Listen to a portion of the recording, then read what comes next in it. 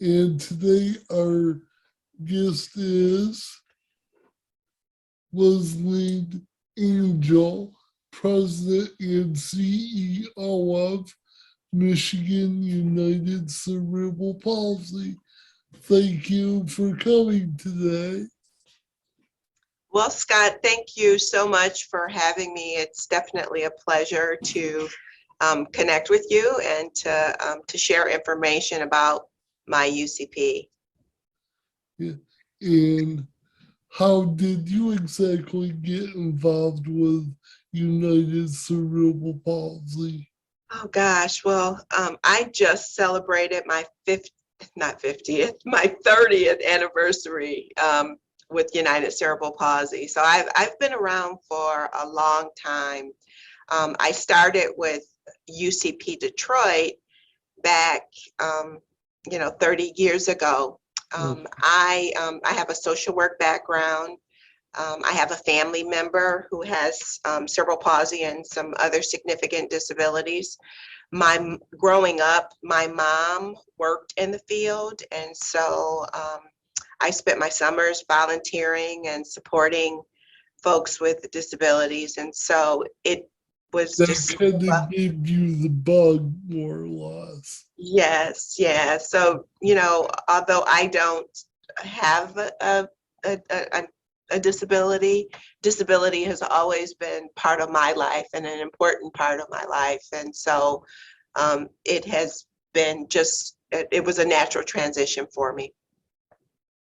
Yeah. And I guess you kind of gradually worked your way up I okay. did. I did. I started out as an advocate, connecting people with information and resources, working with families on issues related to special education and the individualized educational planning process. I would go to those meetings with parents and help them to advocate for their child and getting adequate resources. And then from there, um, I started working on our employment programs. We had a couple of demonstration projects with RSA, Rehab Services Administration. And I look at it now, it was sort of focused around it was called choice back then, but today it's called customized employment. And then from there, I was able to work my way up to vice president of programs, over all of our employment related programs. And then in 2005, I became the CEO. So I've had a great journey and lots of opportunities here at United Cerebral Palsy. So you've been in your current position for quite a while.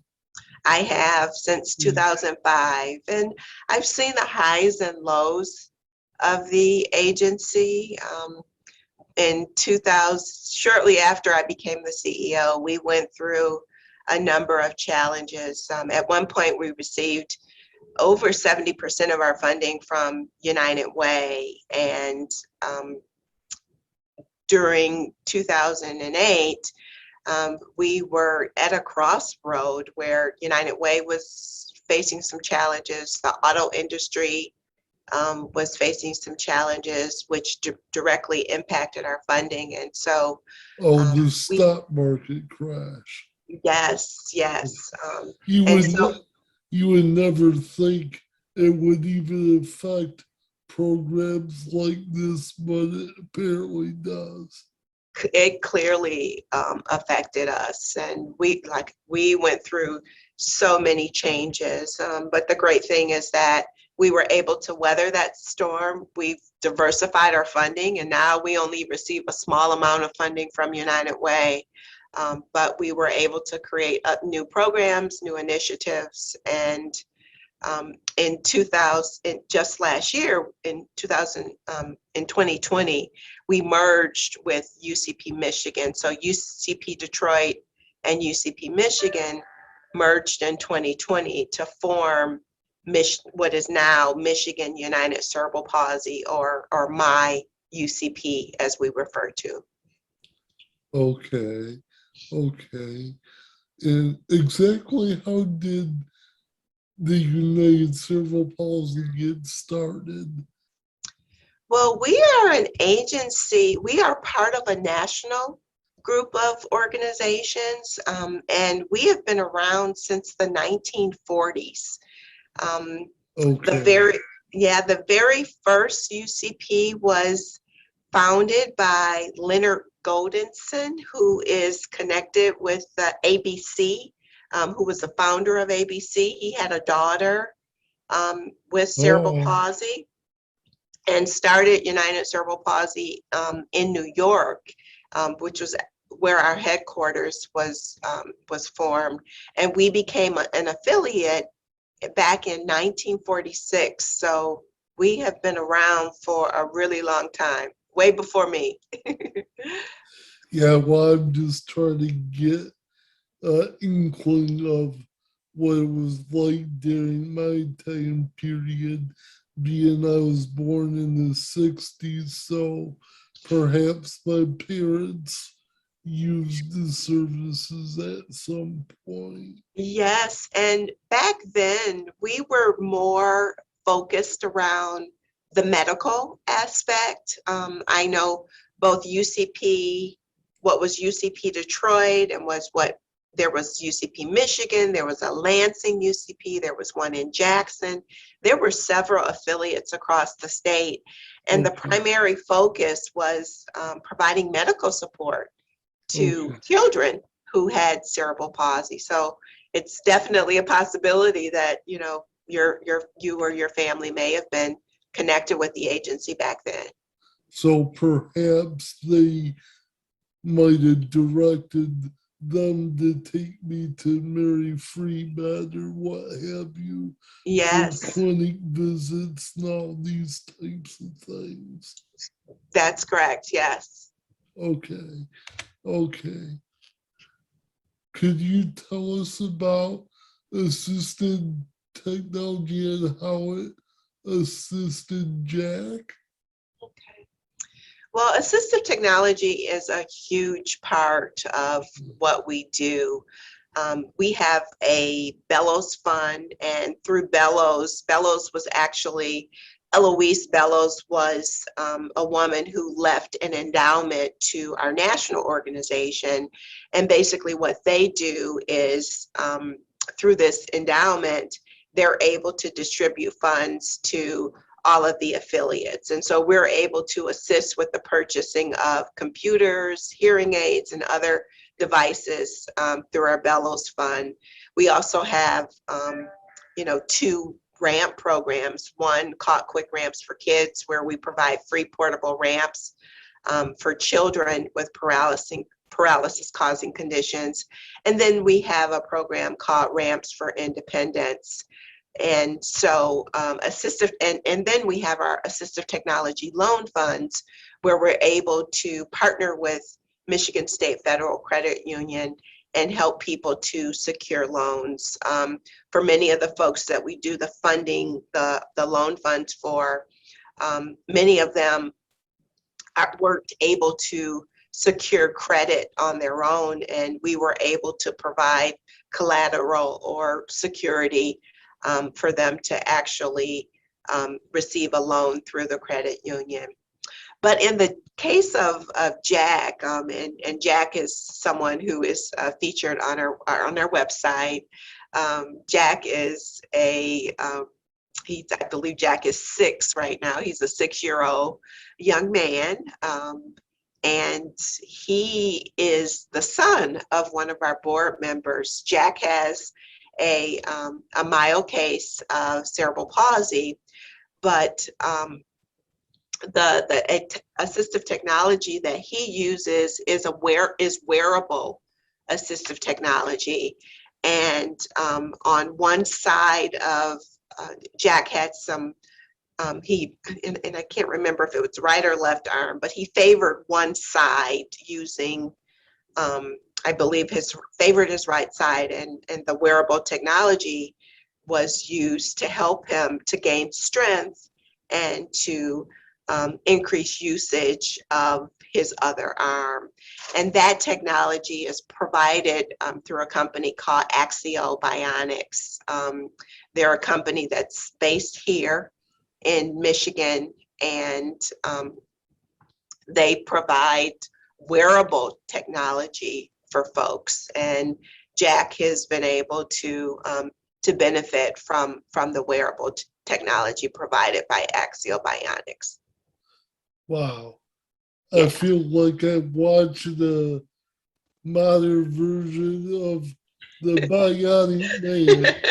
Kids today probably have no idea what that is, but Yeah. But Axio Bionics is a really neat company, and they've I don't know how long they've been around, but they're really trying to increase their path. I believe they have a patent for the for the wearable therapy. They're trying to get approved for coverage under insurance companies, and unfortunately it's currently not. And so for the bulk of the folks who participate or who are using the wearable therapy, they have to cover the cost out of pocket. And so, but it's a really neat organization doing some really neat things to help folks with CP and other disabilities. well, I'm sure many viewers would probably be asking right now, like myself, this does not give us so-called superhuman strength, does it? It does not. Okay. But what it does is it does send electrodes to the area where you're wearing the wearable therapy. And I am by no means an expert on the wearable therapy, but I would encourage folks to Google Axio Bionics and to learn a little bit more about the company and about what they do. I'll put a link in the video so they can go to it. Who is eligible and how can they learn about the funding programs? Are the funding programs that we have? Yeah. Yes. So they can contact our agency directly. I would encourage everyone to go to our website, and it highlights all of the programs that we offer. Our website is MI-UCP. I'm sorry, mi-ucp.org.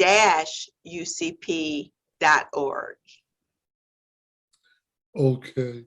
And is there a eligibility requirement for that?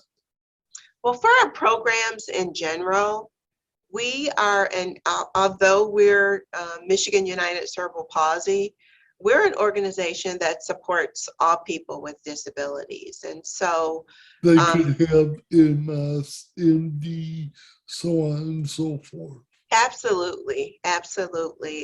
Our slogan is, our focus is to really help to close the disability divide. When we look at all of the programs that we offer, from our representative payee program, our assistive technology programs, our advocacy work that we do, the loan fund programs, the bellows programs, the 2-ramp programs that we offer. Everything that we do is really focused around helping folks with disabilities to live independent lives as possible, and to help connect with resources, information, and other supports in doing so. Yeah, and that brings to mind, earlier you were talking about ramps to independence. Now, would that be for somebody that is considering purchasing a home or? Well, our Ramps for Independence program, and actually we're in the process of trying to get some additional funding, but we've had great success in the last 5 years of building over 65 ramps for folks living here in the state of Michigan. At one point, we received a grant from MISHDA where we worked in 7 counties, and we partnered with Habitat for Humanities in actually we provided the funding and they provided the materials and the labor to actually fund the building of the ramps. We started in 7 counties, and what we're doing right now is we're trying to identify new funders so that we can expand that program. In the past, we also received funding from the Gerstacker Foundation, and so we're looking to increase opportunities to be able to fund and support folks through the RAMP program by seeking other grant funding to support our initiative. That sounds very interesting. But we do also have a portable ramp program. And through the portable ramp program, it's called Quick Ramps for Kids. We have funding for that program, and it's where we're able to provide free portable ramps to any child under the age of 18 or 18 or under with a paralysis causing condition. And all they have to do is, reach out to the agency and inquire. It's a simple process. There are no income requirements. Of course, portable ramps don't work for every home, but for those that it does work for, we're able to provide those ramps at no cost to families. I'm sure that helps them a lot. And of course, that gives the individual more independence. Absolutely. Or I should say inclusion in public activities such as going out to play and so on and so forth. Yeah, and we have a few videos on our website that highlight our Quick Ramps for Kids program. And I had an opportunity, it's hard to believe it was 2 years ago, to be featured with Mitch Album on promoting Quick Ramps for Kids. So if you Google Quick Ramps for Kids, you can learn a little bit more about what we've done with that program. But the ramps that we purchase for people are suitcase ramps where they're collapsible, foldable. They come in a suitcase, and we've had instances where people were able to use the ramps to go to family events, to go fishing, and to do all kinds of things to help them to access their community. That's what I was thinking of, because back in the day when I went to Grandpa and Grandma's house, we put out these long 2x4s. Oh boy, that was always a challenge to say the least. Yeah. I felt like I was Evil Knievel every time. Am I gonna make it across the threshold or am I not?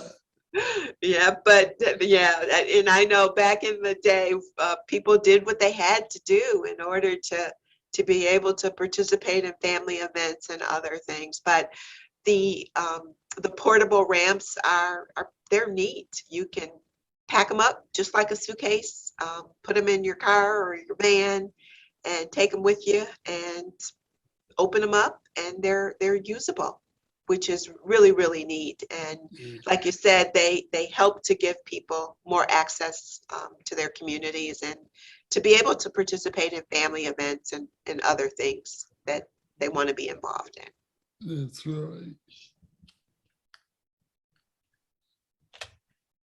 Could you tell us how the representative payee program works? I sure can. So our representative payee program is a program where we support individuals who receive Social Security benefits. For all of the people who are in our program, they need assistance in managing their funds. And so what we do through our representative payee program is we assist people, and again, our focus is helping people to be able to live in their communities and to be as independent as possible. Our focus is, we don't want people to be in situations where they're not able to pay their rent and they're in a situation where they're facing homelessness. So currently we work with over 140 Michiganders where we actually receive their Social Security benefits. We pay rent and other bills that they may have. And of course, we distribute the remainder of their funds to them. But again, we see our representative payee program as one that helps to increase opportunities for people to be able to live independently in their community. Regardless of whether or not you have a disability, there are a lot of folks out there who are not good at managing their money and paying their bills. And so we're able to step in and to provide some assistance. Now, is this different than the MI-ABLE program where we set money aside kind of like a trust fund? I believe this is a little bit different. Yes, it is very different from MI-ABLE, and it's funny that you bring up MI-ABLE. We have we do a series of webinars on we have assistive technology talks, and next week we have someone speaking on MI-ABLE. Through the representative payee program, all of the folks who we work with are actual recipients of Social Security benefits. They're either receiving SSI or they're receiving Social Security disability insurance, SSDI. And so we actually receive their payments. And so when we receive their payments, so like today, it's the first of the month. And so folks who receive SSI, their payments come into us. And what we do is we pay rent, we might pay phone bills, we may pay utilities, we pay their bills directly for them. And then what's left over is given to the individual for their monthly expenses. And of course, we work for the individual. It is not our money, it's their money. But what we try to do is to make sure that people are not in a situation where they're getting their utilities shut off or they're at a risk of becoming homeless. We help to pay month-to-month bills, and it's done with the individual's funds. We do have a few people who we work with who are actually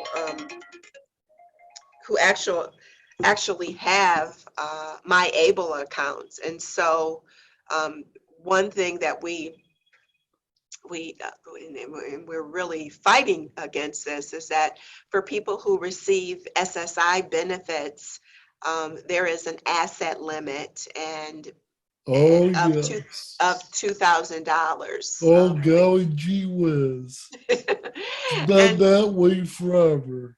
Yes, it has.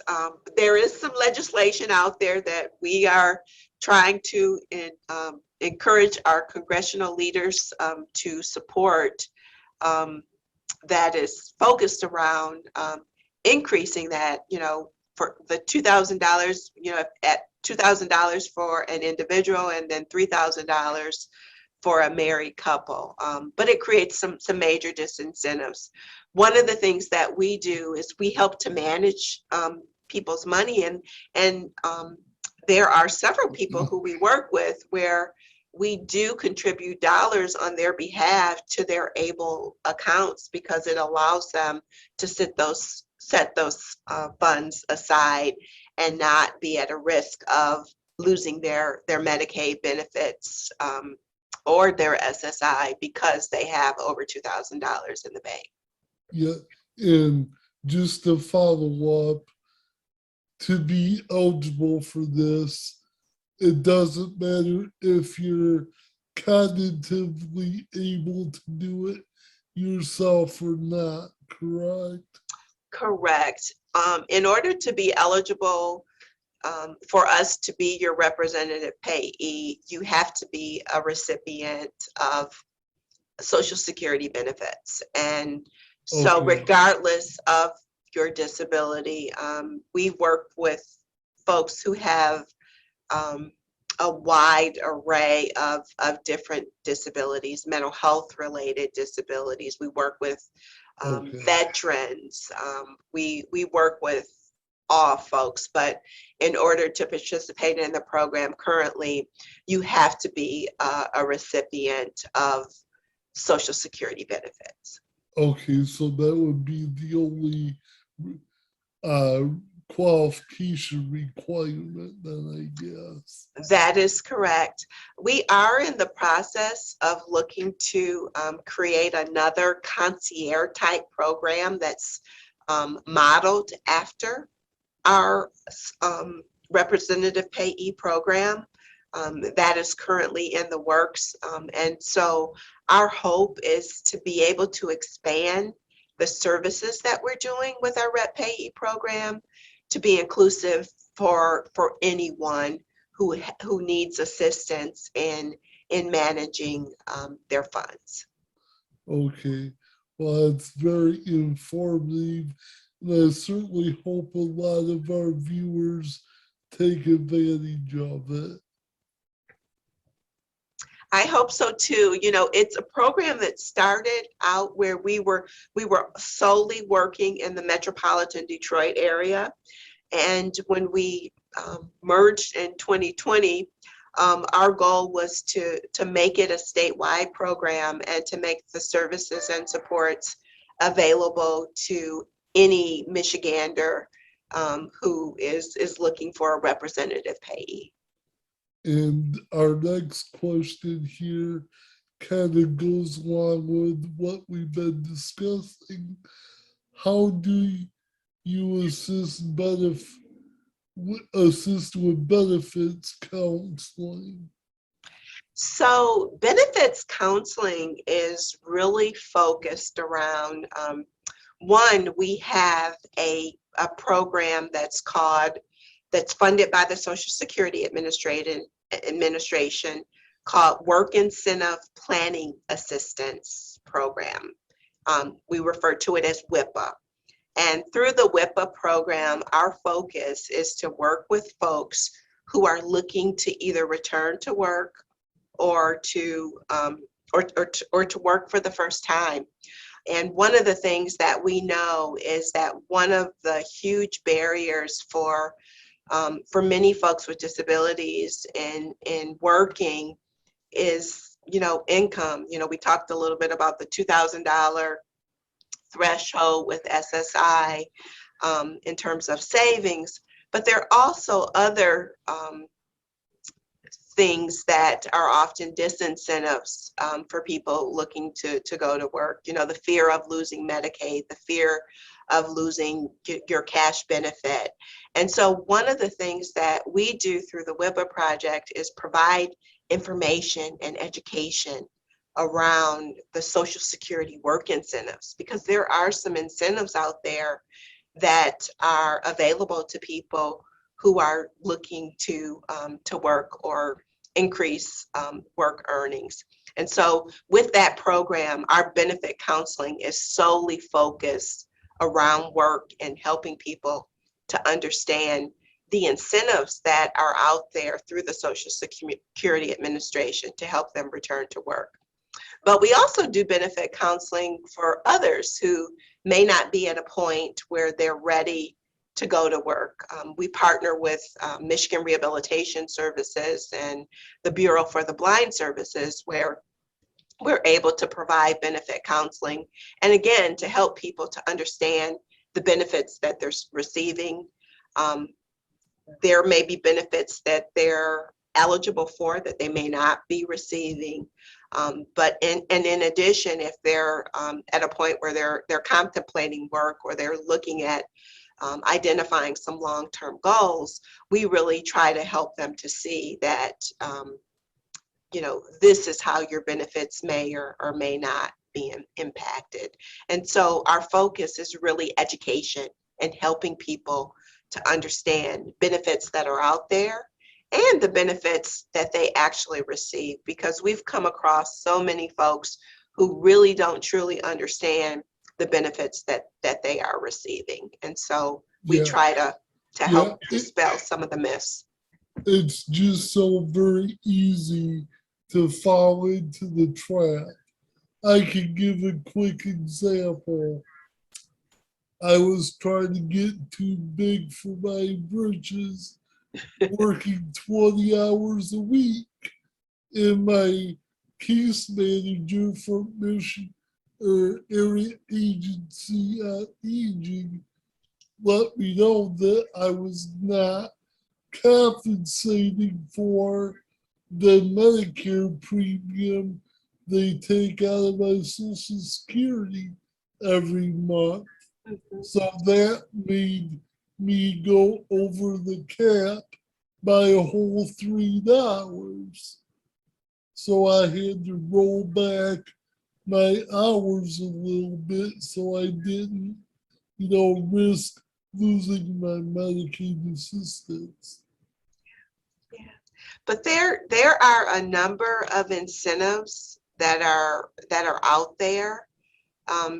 For one, when you look at working, there are work incentives that are provided through Social Security, and that's why it's so important for folks who are receiving benefits that if you're looking to go to work, to access the WIPA project.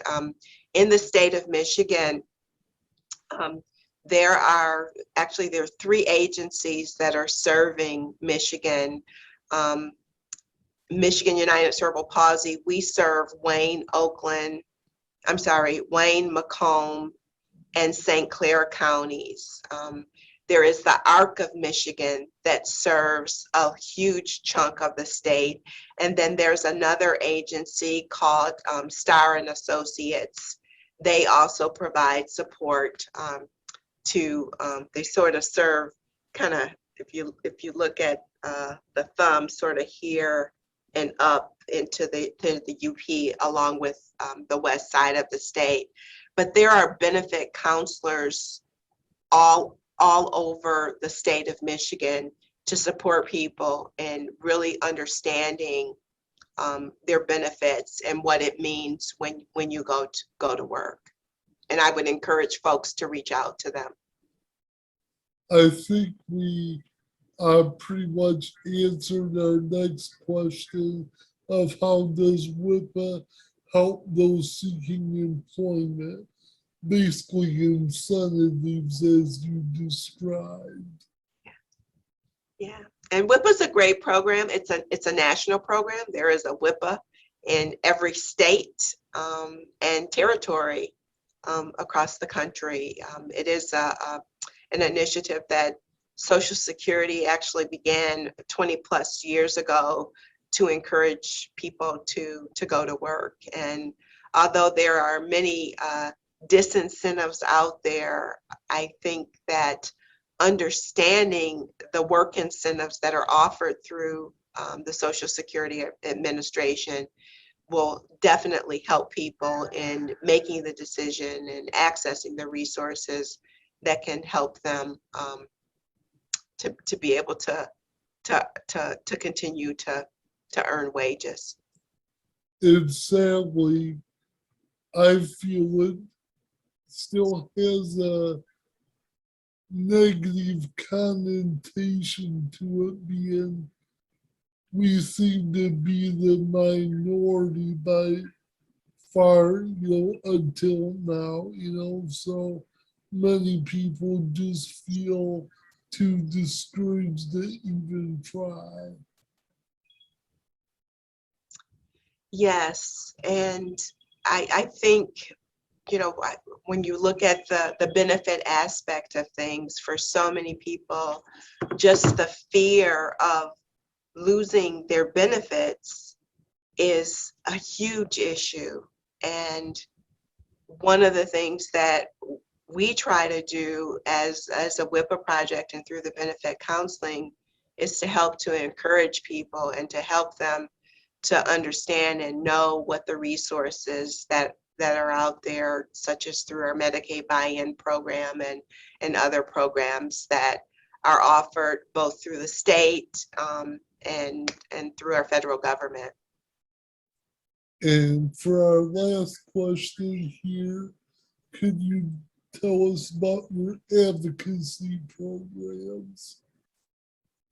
So with our advocacy programs, I really see everything that we do is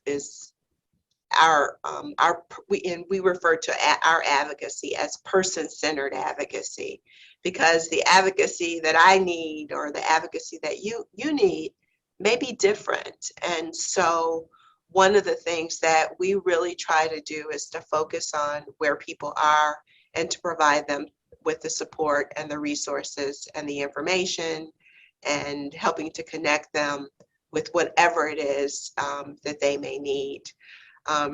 We try to practice what we preach. We have parents and people with disabilities on our staff.